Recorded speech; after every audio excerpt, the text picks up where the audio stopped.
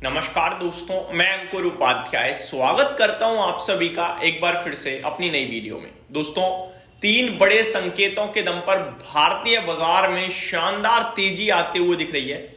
Specially तेजी आ रही है लार्ज कैप स्टॉक्स में, क्योंकि निफ्टी, सेंसेक्स, बैंक निफ्टी तो लीडरशिप ले रहे हैं, लेकिन स्मॉल कैप और मिड कैप में उतना खास मजा नहीं आ रहा है। इसीलिए मैं आपसे कह रहा हूं कि जो तेजी है वो ब्रॉडर मार्केट से ज्यादा लार्ज कैप्स में दिख रही है। परसेंटेज टर्म्स में आपको सारे के सारे बड़े इंडेक्स 1% समथिंग ऊपर दिखेंगे। For an example, Nifty 0.95% up है, सेंसेक्स 1% से ज्यादा ऊपर है, बैंक निफ्टी 0.8% अप है, नियर टू 1% कह सकते हो, मिड कैप इंडेक्स 0.67% अप है, 0.1% की तेजी कह सकते हो, स्मॉल कैप इंडेक्स भी एग्जैक्टली 1% अप है। मार्केट ब्रेथ 1875 शेयर्स पॉजिटिव है, 590 शेयर्स नेगेटिव ट्रेड करते हुए दिख रहे हैं। सेक्टर स्पेसिफिक बात करूं तो कोई भी ऐसा सेक्टर नहीं है जो लाल निशान में हो। हाँ, एफएमसीजी इंडेक्स एकमात्र ऐसा इंडेक्स है जो कभी लाल और हरा हो रहा है, लेकिन करंटली हरे निशान में ट्रेड कर रहा है। फ्लैट टू पॉजिटिव दिख रहा है मेरे को यहाँ पे। सबसे ज्यादा तेजी ऑटो, मेटल और आईटी में आते हुए दिख रही है। ऑटो इंडेक्स के लिए आई थिंक टैरिफ से रिलेटेड कुछ रिलीफ आया है, जिसकी वजह से ये स्टॉक आपके लिए, ये इंडेक्स आपके लिए भागते हुए दिख रही है। अब मैं आप सभी के साथ पहले एक एक करके तीन ऐसी बड़ी चीजें शेयर करना चाहूंगा जिसकी वजह से भारतीय बाजार आज आपको कुछ बड़े लेवल्स क्रॉस करता हुआ दिख रहा है। मैं आपको एक और चीज बताना चाहूंगा। पूरे वीक मैंने आपके साथ लास्ट थर्सडे से लेकर वेंसडे तक वीडियो जितनी भी बनाई, उनमें मैंने 24,425, 24,500 को बड़ा रेजिस्टेंस बताया था। कहा था ये नहीं निकलेगा, इनके से निकलता है तो फिर आपको बड़ी तेजी दिख सकती है। तो कल मेरे पास काफी कमेंट थे कि भाई अगर 24,425 निकल जाए तो उठा लेना चाहिए था। तो मैंने आपके साथ वीडियो में कहा कि भैया वो एक्सपायरी तक का लेवल था, अब डेटा फ्रेश बनना शुरू होगा तो फ्रेश लेवल्स बनेंगे। एक्सपायरी तक जो डेटा था वो आपके साथ शेयर किया, बुधवार तक 24,400 पार नहीं हुआ था।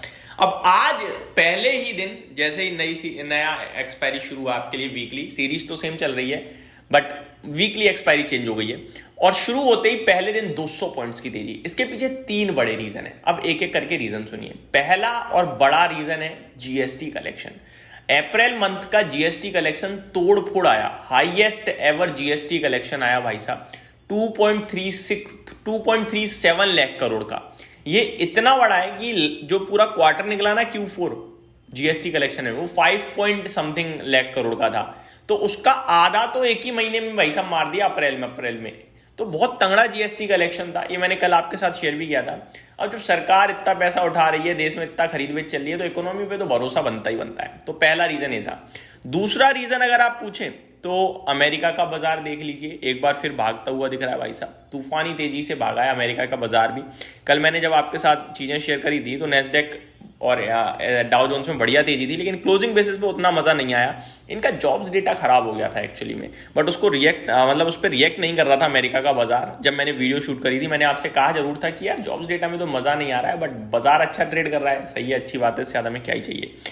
लेकिन एट द एंड हरे निशान में बंद हुआ है, और इसी के चलते अपना भारतीय बाजार यहां से भी पॉजिटिव संकेत लेता हुआ दिखा है। दूसरी बात, अपना रुपया देखिए। रुपये जो लगातार बेसिस पे कमजोर हो रहा था, और इतना कमजोर हो गया था कि 87 रुपीज तक पहुंच गया था $1 का भाव। आज की डेट में वो 84 रुपए पर आ गया दोबारा से। तो ये काफी पॉजिटिव है। इसकी वजह से एफआईआईज दोबारा से अट्रैक्ट हो रहे हैं, और एफआईआईज की लगातार खरीदारी तो चली रही है। तो ये कुछ प्लस पॉइंट थे जिसकी वजह से भारतीय बाजार आपको तेजी से भागता हुआ दिख रहा है। अब कुछ लेवल्स भी लोग जानना चाहेंगे। पहले मैं उनको सहानुभूति उनके प्रति दिखाना चाहता हूं जो 21,700 की निफ्टी पे कहते थे 19,000 हो जाएगा। 24,550 तो हो गया भाई साहब। आंखें खुल गई हो तो बढ़िया है, और नहीं खुली हो तो खुलेंगी जरूर, लेकिन समय लग जाएगा। अभी क्या है, अभी इंडेक्स ऊपर पहुंचा है, स्टॉक उतने नहीं भागे हैं, ठीक है। तो अभी आपको शायद लग रहा हो कि गिर जाएगा, लेकिन जैसे ही स्टॉक निकल गए ना एक बार 15-20%, फिर पछताते रह जाओगे। अभी तो केवल अफसोस कर रहे होगे थोड़ा बहुत कि यार ले लेता तो सही था, लेकिन उस समय तो कहोगे यार ये क्या कर दिया मैंने। तो एक सीख ले लेना भाई साहब आगे की जिंदगी के लिए, जब तक शेयर बाजार में काम कर रहे हो, कि गिरावट बेचने का समय नहीं होती है, गिरावट खरीदने का समय होता है। क्योंकि जब गिरता है ना बाजार, ब्रॉडर मार्केट, वो किसी पर्टिकुलर रीजन से गिर रहा होता है, और वो रीजन लाइफ लॉन्ग नहीं रह सकता है, ठीक है जी। जैसे इस बार मार्केट को टैरिफ का डर लग गया, रिसेशन का डर लग गया। क्या हुआ, टैरिफ भी कुछ दिन चला, बंद हो गया, और पॉज पे चल रहा है। अब धीरे धीरे सॉल्यूशंस आते जा रहे हैं। तो मेरे हिसाब से आपको बस समझना चाहिए और आगे के लिए अपने आप को मजबूत करना चाहिए। गिरावट में जो लेता है वो बड़ा पैसा बनाता है, ये हमेशा याद रखना। और गिरावट में जो छोड़कर भागता है वो बड़ा पैसा छोड़ देता है मार्केट में, ये याद रखिएगा। अब बात करते हैं दोस्तों आगे की। तो निफ्टी 24,550 ट्रेड कर रहा है, बहुत ही दमदार ट्रेड कर रहा है। देखने वाली बात है कि क्या क्लोजिंग यहां पे आ पाएगी। क्लोजिंग मैटर करती है। इंट्राडे तो आप बहुत अच्छा ट्रेड कर रहे हो, अभी शुरुआती 2 घंटे हुए हैं, 1 घंटा हुआ है इनफैक्ट, तो अच्छा ट्रेड कर रहे हो अभी आप, लेकिन क्लोजिंग कहां आएगी वो ज्यादा मैटर करेगी। 24,500 के ऊपर अगर क्लोजिंग आएगी तो ज्यादा अच्छी बात है, उसके नीचे आएगी तो थोड़ा कम अच्छी बात है, बस यही कह सकता हूं। अभी कोई लेवल ऐसा नहीं है कि इसके ऊपर ये करो उसके नीचे वो करो, वो सपोर्ट है वो रेजिस्टेंस है, कुछ भी नहीं दिखता है मुझे अभी। आज की क्लोजिंग के बाद थोड़ा लेवल जरूर मिलेगा। आगे बात करते हैं दोस्तों स्टॉक स्पेसिफिक। तो काफी सारे स्टॉक्स हैं जो खबरों के दम पर एक्शन में है, स्पेशली रिजल्ट्स के दम पर। कल मैंने रिजल्ट्स भी कवर नहीं करे हैं, कम वीडियो बनी है, आज से आपके लिए प्रॉपर डिटेलिंग आएंगी। सबसे पहले रेलटेल, भाई साहब 13% भाग रहा है ये शेयर, और कंपनी के नंबर्स आए थे कल, आई थिंक रिजल्ट्स पे रिएक्ट कर रहा है, बट नंबर्स में ऊपर से देख पा रहा हूं, उतने दमदार तो नहीं दिख रही हैं, बट ठीक है, अच्छा रिएक्ट कर रहा है। नूवो को विस्तास 8% ऊपर है नंबर्स के बाद, बढ़िया। 5 पैसा कैपिटल 1% ऊपर है। होम फर्स्ट फाइनेंस 2% नीचे है। SIS लिमिटेड में 0.3% की गिरावट है। अदानी एंटरप्राइजेस काफी पॉजिटिव रिएक्ट कर रहा है अपने नंबर्स पे, 2% ऊपर। अदानी पोर्ट्स उससे भी ज्यादा पॉजिटिव रिएक्ट कर रहा है, 5.5% ऊपर है। इंडस टावर में 4% के करीब की गिरावट है। JSPL में लगभग फ्लैट टू नेगेटिविटी है। सुंदरम फास्टनर्स करीब 2% ऊपर है। एरोफ्लेक्स करीब 4% नीचे है। मॉइल करीब 11% रॉकेट हो रहा है अपने नंबर्स पे। फिनॉक्स लिमिटेड 6% नीचे है। क्रिस्टल इंटीग्रेटेड सर्विसेज में 14% की तेजी है। मास फाइनेंशियल सर्विसेज आपके लिए फ्लैट टू नेगेटिव है।